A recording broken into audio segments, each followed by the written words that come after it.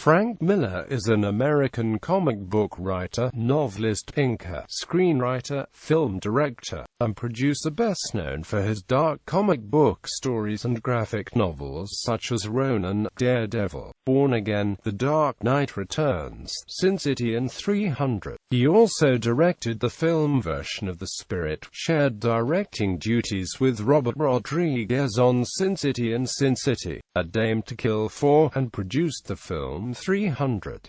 His film Sin City earned a Palme d'Or nomination, and he has received every major comic book industry award. In 2015, Miller was inducted into the Eisner Award Hall of Fame. He created the comic book characters Elektra for Marvel Comics' Daredevil series, and the female version of the Robin character, Carrie Kelly, for DC Comics. Miller is noted for combining film noir and manga influences in his comic art creations. I realized when I started Sin City that I found American and English comics be too wordy, too constipated, and Japanese comics to be too empty. So I was attempting to do a hybrid.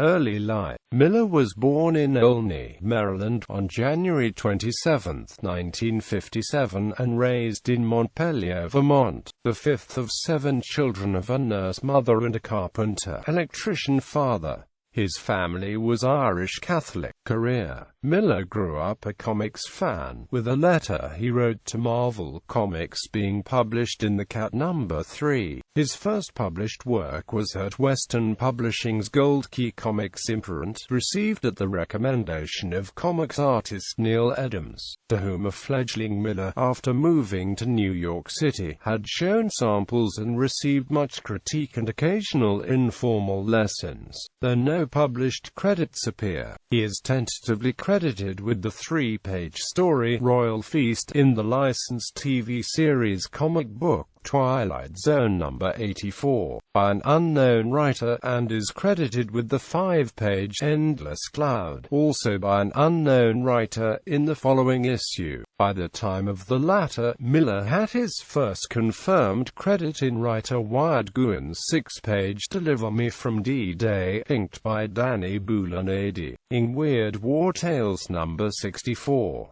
Former Marvel editor-in-chief Jim Shooter recalled Miller going to DC Comics after having broken in with a small job from Western Publishing, I think. Thus emboldened, he went to DC, and after getting savaged by Joe Orlando, got in to see art director Vinnie Coletta, who recognized talent and arranged for him to get a 1-page war comic job. The Grand Comics database does not list this job. It may have been a 1-page DC story, or Shooter may have misremembered the page count to have been referring to the 2-page story by writer Roger Mackenzie. Slowly, painfully, you dig your way from the cold, choking debris in Weird War Tales No. 68. Other fledgling work at DC included the 6-page The Greatest Story Never Told, by writer Paul Kupperberg, in that same issue, and the 5-page The Edge of History, written by Elliot S. Magan, in Unknown Soldier No. 219. His first work for Marvel Comics was penciling the 17-page story The Master Assassin of Mars, Part 3, in John Carter, Warlord of Mars No.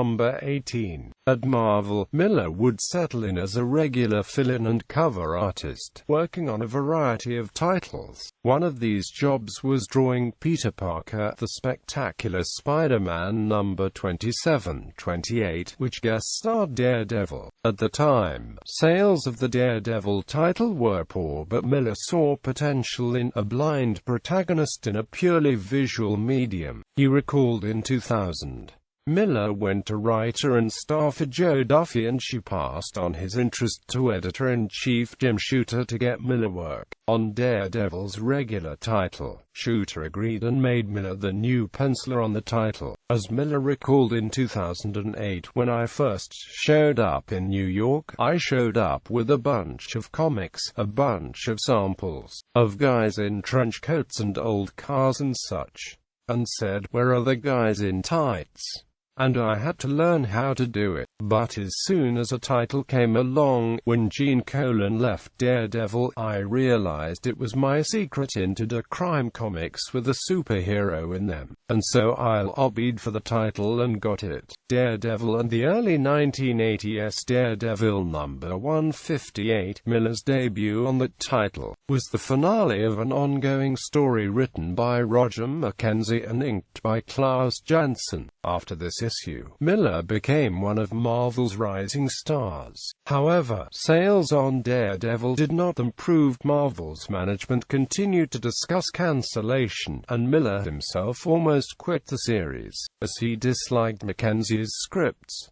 Miller's fortunes changed with the arrival of Denny O'Neil as editor. Realizing Miller's unhappiness with the series, and impressed by a backup story he had written, O'Neil fired Mackenzie so that Miller could try writing the series himself. Miller and O'Neil would maintain a friendly working relationship throughout his run on the series. With issue number 168, Miller took over full duties as writer and penciler. Sales rose so swiftly that Marvel once again began publishing Daredevil monthly rather than bi-monthly, just 3 issues after Miller became its writer. Issue number 168 saw the first full appearance of the ninja mercenary Elektra, who would become a popular character and star in a 2005 motion picture, although her first cover appearance was 4 months earlier on Miller's cover of the Comics Journal number 58.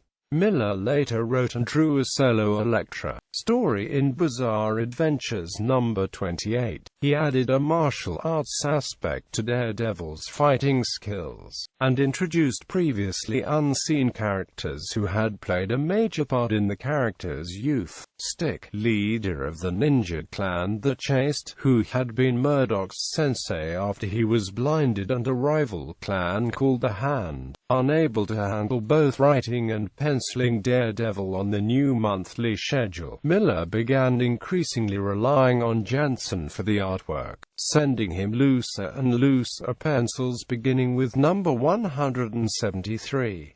By issue number 185, Miller had virtually relinquished his role as Daredevil's artist, and was providing only rough layouts for Janson to both pencil and ink, allowing him to focus on the writing. Miller's work on Daredevil was characterized by darker themes and stories. This peaked when in number 181 he had the assassin Bullseye kill Elektra, and Daredevil subsequently attempt to kill him. Miller finished his Daredevil run with issue number 191, which he cited in a winter 1983 interview as the issue he is most proud of. By this time he had transformed a second-tier character into one of Marvel's most popular. Additionally, Miller drew a short Batman Christmas story, Wanted, Santa Claus Dead or Alive, written by Dennis O'Neil for DC Special Series number 21. This was his first professional experience with a character with which, like Daredevil, he would become closely associated. At Marvel, O'Neil and Miller collaborated on 2 issues of the Amazing Spider-Man annual. The 1980 annual featured a team-up with Doctor Strange, while the 1981 annual showcased a meeting with the Punisher. As penciler and co-plotter, Miller, together with writer Chris Claremont, produced the miniseries Wolverine number 1-4, inked by Joseph Rubinstein and spinning off from the popular X-Men title. Miller used this mini-series to expand on Wolverine's character. The series was a critical success and further cemented Miller's place as an industry star. His first create-her-own title was DC Comics' 6-issue mini-series Ronin. In 1985, DC Comics named Miller as one of the honorees in the company's 50th anniversary publication 50 Who Made DC Great. Miller was involved in a few unpublished projects in the early 1980s. A house advertisement for Doctor Strange appeared in Marvel Comics cover dated February 1981. It stated, "Watch for the new adventures of Earth's Sorcerer Supreme as mystically conjured by Roger Stern and Frank Miller." Miller's only contribution to the series would be the cover for Doctor Strange number 46. Other commitments prevented him from working on the series. Miller and Steve Gerber made a proposal to revamp DC's three biggest characters, Superman, Batman, and Wonder Woman, under a line called Metropolis and comics titled Man of Steel, or The Man of Steel, Dark Knight, and Amazon.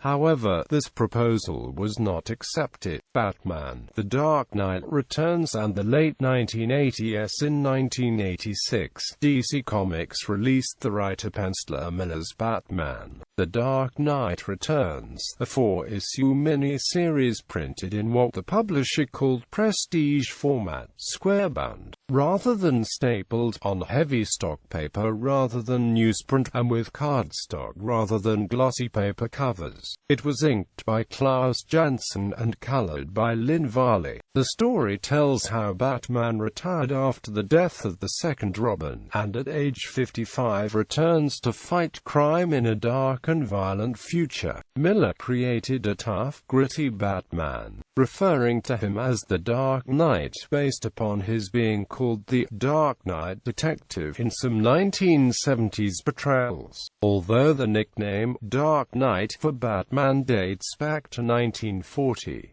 Released the same year as Alan Moore's and Dave Gibbons' DC miniseries Watchmen, it showcased a new form of more adult-oriented storytelling to both comics fans and a crossover mainstream audience. The Dark Knight Returns influenced the comic book industry by heralding a new wave of darker characters. The trade paperback collection proved to be a big seller for DC and remains in print 25 years after first being published. By this time, Miller had returned as the writer of Daredevil, following his self-contained story Badlands, penciled by John Buscema. In number 219, he co-wrote number 226 with departing writer Dennis O'Neil. Then, with artist David Mazzucchelli, he crafted a 7-issue story arc that, like The Dark Knight Returns, similarly redefined and reinvigorated its main character.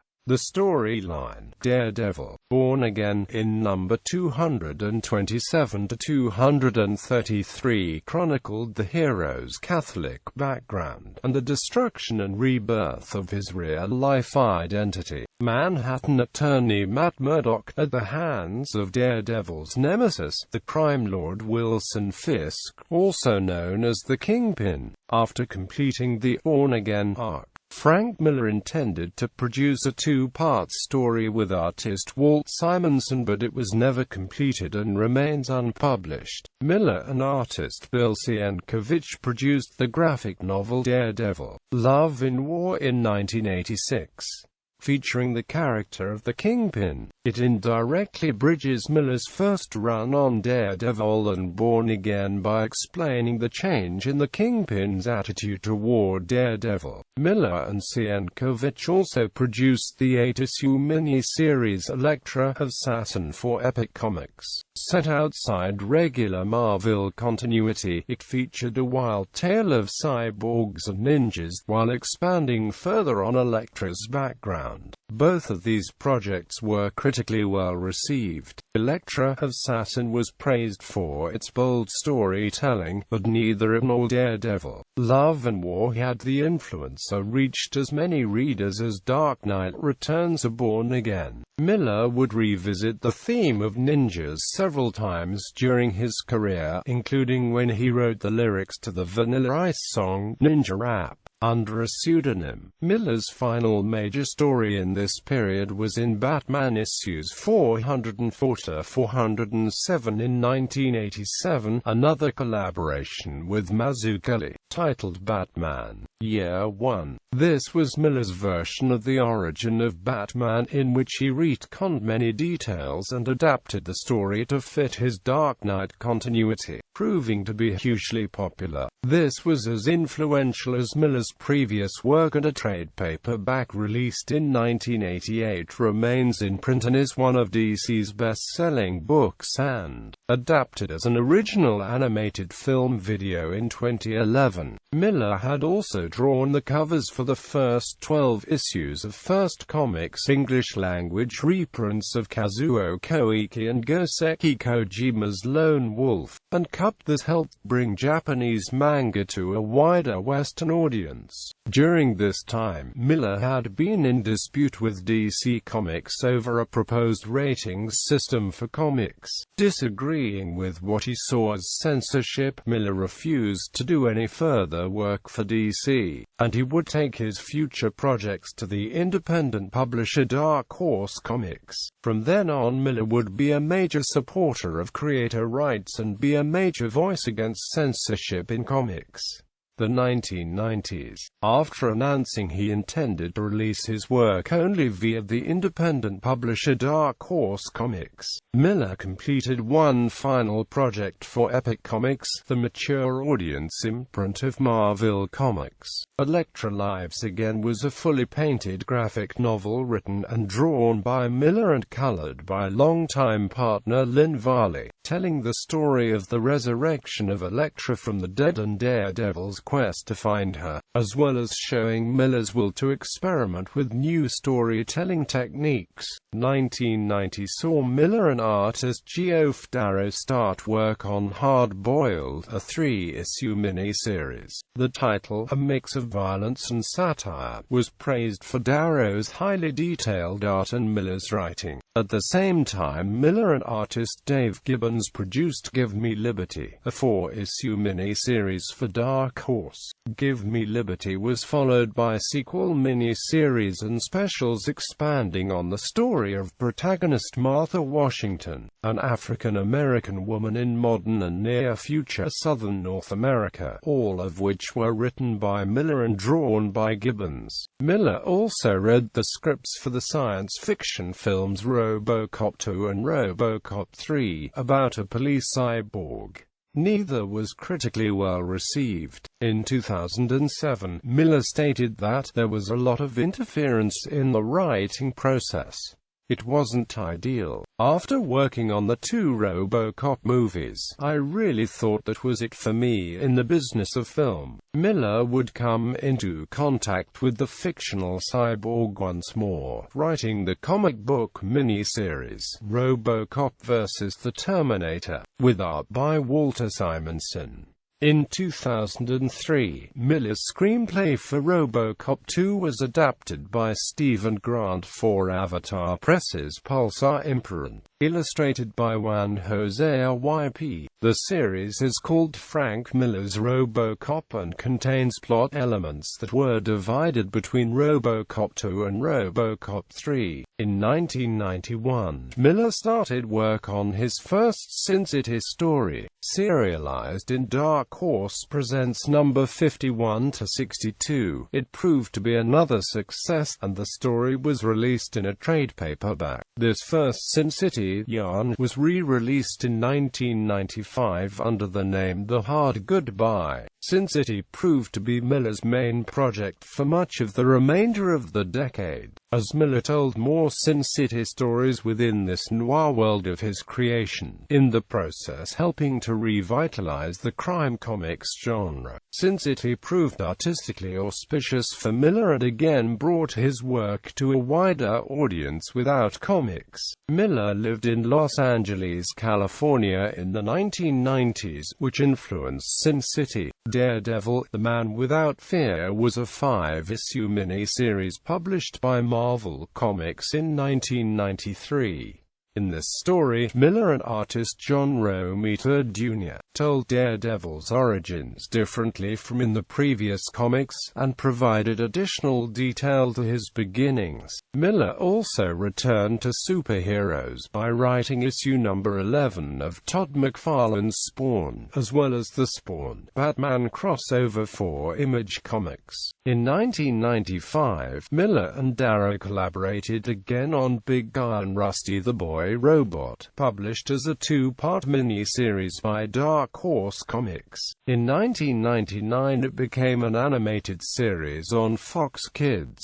During this period, Miller became one of the founding members of the comic imprint Legend, under which many of his Sin City works were released, via Dark Horse. Also, it was during the 1990s that Miller did cover art for many titles in the comics' Greatest World Dark Horse Heroes line, written and illustrated by Frank Miller with painted colors by Varley. 300 was a 1998 comic book miniseries, released as a hardcover collection in 1999, retelling the Battle of Thermopylae and the events leading up to it from the perspective of Leonidas of Sparta. 300 was particularly inspired by the 1962 film The 300 Spartans, a movie that Miller watched as a young boy. In 2007, 300 was adapted by director Zack Snyder into a successful film, Batman: The Dark Knight Strikes Again. In 2000 present Miller moved back to Hell's Kitchen by 2001 and was creating Batman: The Dark Knight Strikes Again as the 9/11 terrorist attacks occurred about 4 miles from that neighborhood. His differences with DC Comics put aside, he saw the sequel initially released as a 3-issue miniseries,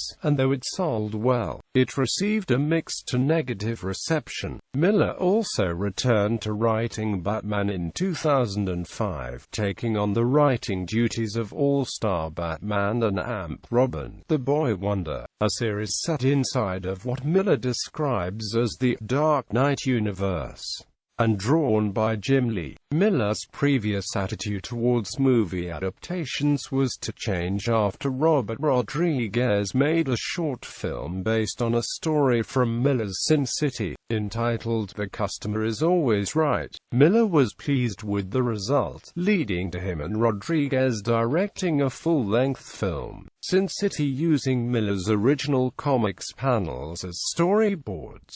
The film was released in the U.S. on April 1, 2005. The film's success brought renewed attention to Miller's Sin City projects. Similarly, a film adaptation of 300, directed solely by Zack Snyder, brought new attention and controversy to Miller's original comic book work. A sequel to the film, Sin City: A Dame to Kill For, based around Miller's second Sin City series and co-directed by Miller and Robert Rodriguez, was released in theaters on August 22, 2014.